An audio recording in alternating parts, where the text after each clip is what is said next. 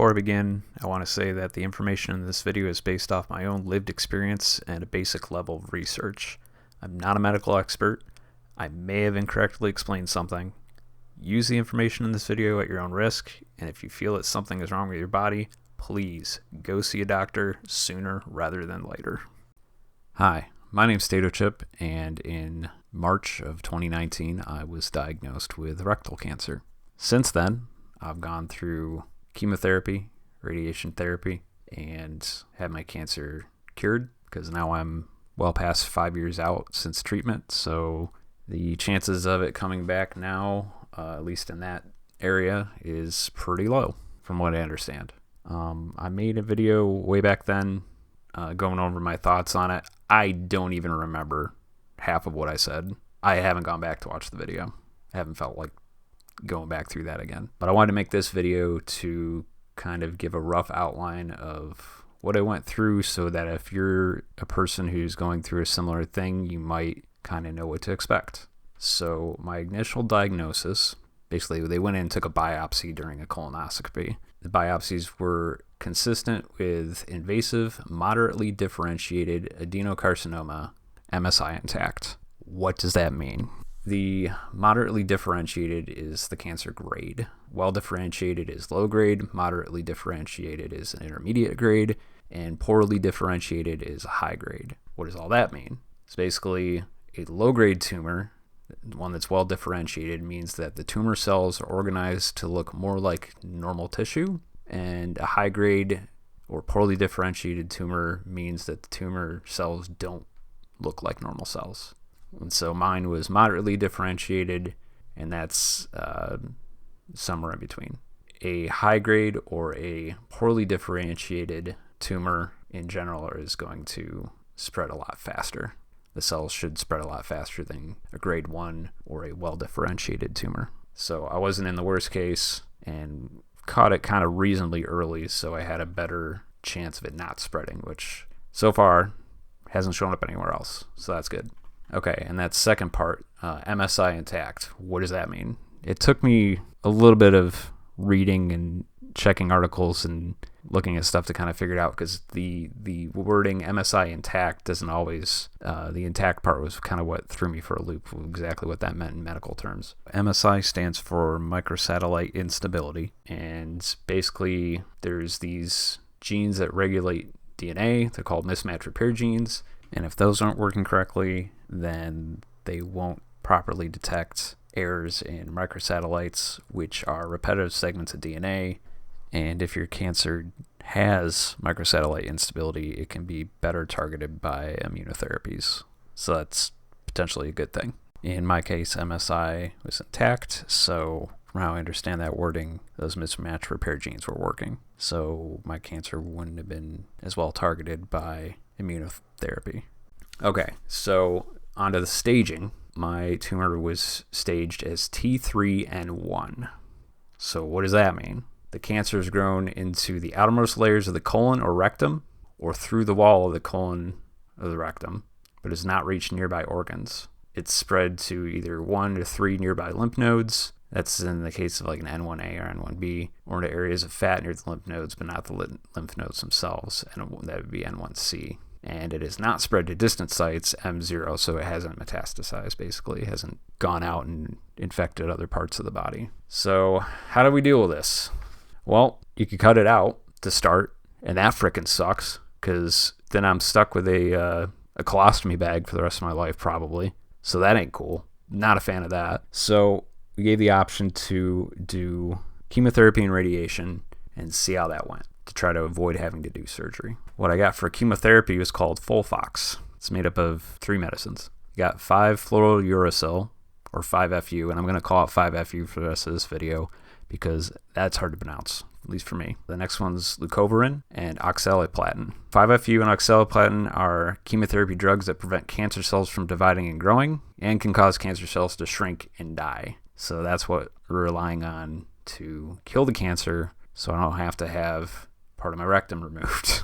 Leucovorin helps increase the effectiveness of 5-FU. I would go to a facility, I'd get some blood work done, they'd be like, all right, cool, you're good to go. I'd head down to the infusion room, and I get pumped full of this medicine. It really wasn't too bad, except for, maybe about an hour in when I'm, because I'm getting pumped full of fluids and I have to pee and I'm pissing razor blades. And no matter how much like water I drank ahead of time or during, didn't really help much. That part sucked. That was not fun. It had some other side effects, which were cold sensitivity. I'll just read it straight from the little leaflet they gave me. The chemotherapy drug oxaliplatin may cause neurotoxicity, which is exacerbated by cold temperatures. This can cause symptoms that are similar to peripheral neuropathy, such as numbness or tingling or cramping in the hands and feet, which is triggered by cold. It can also cause laryngeal spasms. Funny story about that one, which can feel like your throat is closing or having difficulty breathing or swallowing, usually caused by eating or drinking something cold. Cold sensitivity may start during or soon after the first infusion of oxaliplatin and can last for 3 to 5 days following the infusion. As you receive more treatments, you may experience these side effects more often. Basically, if I was getting in the fridge, I was wearing rubber gloves. If I wanted to drink something, I would heat the water up. Luckily, the infusions and stuff were happening in the summertime, so I didn't have to worry about like freaking bundling up when I was going outside because it was warm outside, so that was nice. They also gave me some pills and stuff to help with like nausea. I didn't really get too nauseous. It wasn't too bad. What did happen though, and that was the funny story, I was going to pop one of the anti-nausea pills before I was going to go to bed, just because I was feeling maybe a little bit, I didn't get too nauseous most of the time. But I'm like, wasn't sure. I'll pop a pill, be good to go. So, I pop a pill in my mouth, just get some tap water real quick, go to flick that in, go swallow the water, and my throat closes up and I gag and vomit. So that wasn't fun. So basically, me taking it wasn't the nausea medicine itself, but the process of taking the medicine where I put cold water down my throat. It wasn't even cold, I would say. It was like lukewarm. That gives you an idea of how like sensitive it makes you to it. And that was basically the only time I vomited during the whole thing, and it was pretty much self-inflicted. I was scheduled to do 6 rounds of that, and in between, also, they'd send me home. I had a chest port put in, which I can show a video of that. I took a video later on of them just doing like a flush, because every month you'd have to get a flush done to make sure there's no blood clotting in it. They basically put this stuff called heparin in it, and that would kind of clean it out, make sure there's no blood clotting in it.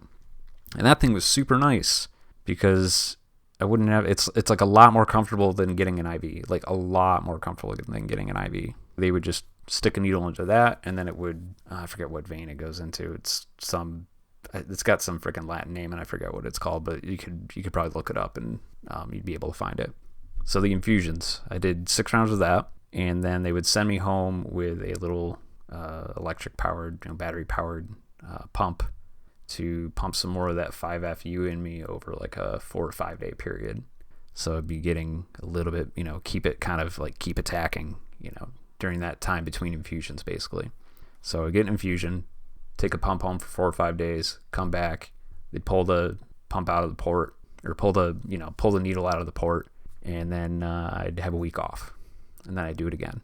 I was supposed to do 6 of those. I ended up doing 5 of those because my liver numbers were kind of high. Bilirubins, I think, is the thing that was kind of high. I forget exactly. I don't really know exactly how to explain it, but basically, if those are high, your liver's working hard, from how I understand it. And so we skipped a 2-week period and then came back and finished up 2 more rounds of that, and then it was on to radiation. And so radiation, I believe it was a 28-day period. First, they had to map me out. So they bring you in, they put you on this table, and there's like a thing that swings around, and it can hit you from different angles with the radiation beam.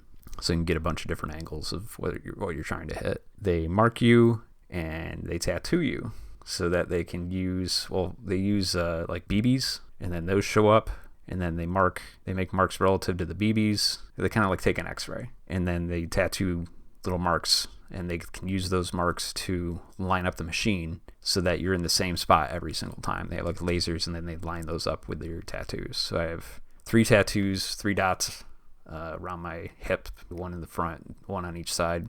I also have a tattoo in my rectum. That was my first tattoo, which is crazy. Never thought my first tattoo would be my ass. Absolutely crazy. And it's still there. Like, it's just basically a blob of bluish ink. And I could probably show some pictures of the before and afters. Actually, let's get all that stuff out of the way. We're pretty far in. First thing, I'll show a video of the port flush. So I'm going to show that here in a sec, and then timestamp on the screen for when it ends if you don't like needles. She made your boy, huh? Yeah. Is it done yet?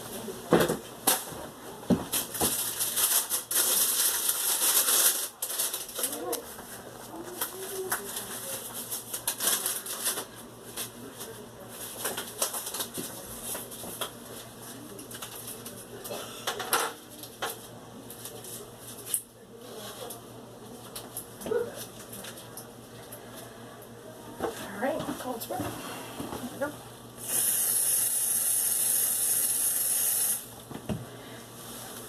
One, two, three.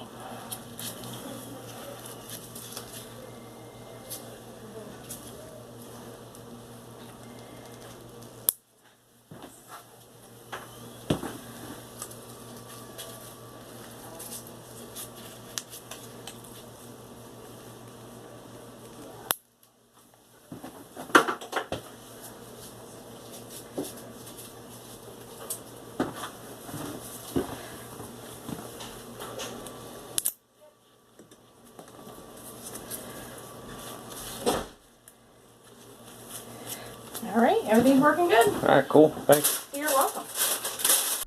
All right, and now I'll show you a picture of the tumor before and after. The after picture is actually from 2021, but the after really hasn't changed in the last 5 years. So I chose this one because I thought it was one of the better pictures of the little scar. It's like a little white scar looks like some blood vessels on it too. So yeah, pretty big difference. Pretty effective, the chemotherapy and radiation. So I didn't end up having to have surgery. After that, I was coming back and doing a sigmoidoscopy, which is just basically a mini colonoscopy, or you just get the camera shoved up a little bit. You don't got to do too much prep. You just got to do like an enema ahead of time. That's great. It's not the most comfortable thing in the world, but I'm like used to it now. It's just weird, but I don't know. You just deal with it and you get used to it. After all that, and we came back and, tumor's gone. Basically got put on a quarterly schedule for checking on it. And then I think it was like after a year, we started doing 6 months for the rest of it. Now I'm basically to the point where I'm just going to be doing regularly scheduled colonoscopies. And that's basically it. It's done. I can, for now, safely say that I've survived this bout with cancer, which is cool, but it also makes me feel sad that there's other people that I know that didn't survive their bout with cancer, and that kind of sucks. And I think that's part of the reason why I've been waiting so long to kind of make this video. It's just I didn't feel like I should be talking about it, because maybe it's almost like bragging, but I don't feel like I'm bragging. I just want to like get this information out here so people know and people are aware about stuff. So yeah, if anything's happening with your body and you're not like 100% sure what it is, like basically initially, I probably talked about it in the other video. Like I thought, it's probably just hemorrhoids. It's just a little bit of blood, not a big deal, and it kept getting worse. And even when I went in to see the doctors about it, they're like, oh, it's probably not cancer. It's probably not cancer. You're too young. It's probably not cancer. But it was cancer. And if I hadn't been pushy enough, maybe I would have caught it later, and maybe I would have had to have my rectum cut out. And that would have sucked. So pay attention to what your body's telling you. Be in tune with your body. Try to stay as healthy as you can. I mean, like, I felt like I ate pretty healthy before this, but I don't know, maybe it was the job, weird hours, work and stuff, like basically my sleep schedule was so jacked up back then. Maybe that could have led to it. Who the hell knows? I would love to know for sure, like, hey, this is what caused it, but I have no clue at this point. I think that's pretty much all the information that I plan to go over. If you have any other questions, let me know in the comments. If it's too personal for a comment, let me know in the comment and we can get in touch a different way. If you don't want more personal information getting out there, I get it. I'm usually not one to make a big deal about this myself. I kind of like to keep to myself about it at least a little bit. But yeah, I hope if you're going through this that you have as good of an outcome as I did. Till next time, I've been Tato Chip. You've been lovely. Thanks for watching my video, and have a good one.